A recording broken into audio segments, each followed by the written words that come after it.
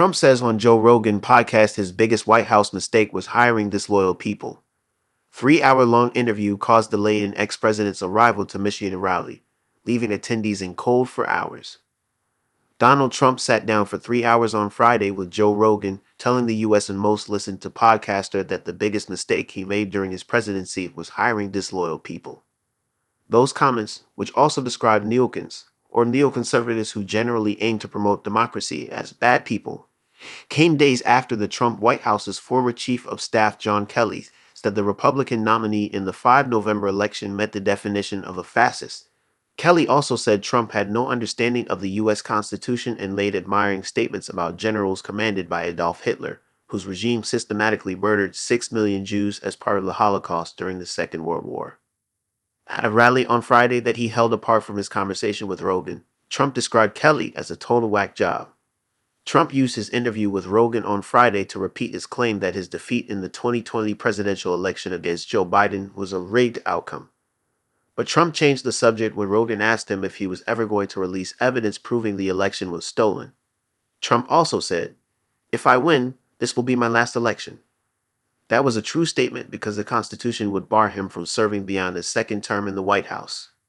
Yet it seemed to contradict an earlier campaign promise that he would not run for the Oval Office again if he lost to Kamala Harris in the 5 November election. In another part of the show, the former president tried to address the age-related questions which forced Biden, 81, to drop out of seeking re-election, and which have since been redirected at Trump, 78. Trump tried to convince Rogan that Biden was in cognitive decline because of brain surgery. "It's not his age," Trump said. "Those are not good operations." Rogan alluded to how brain surgery saved Biden's life after he endured 2 aneurysms in the 1980s, when he was a U.S. Senator for Delaware before serving as vice president to Barack Obama and then winning the presidency himself.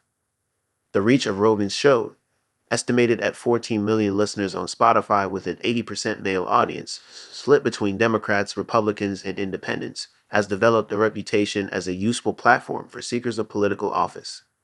But the interview, which was recorded in Rogan's Austin, Texas studio, delayed Trump's arrival at an outdoor rally in Traverse City, Michigan, in cold 50 10°C temperatures. The Associated Press reported that some rallygoers were already leaving by the time Trump arrived. The rally was expected to begin at 7:30 p.m., but by that time Trump was only then leaving Texas.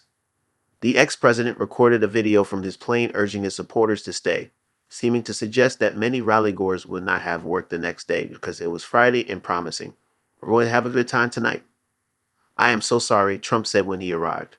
"We act so tied up, and I figured you wouldn't mind too much because we're trying to win."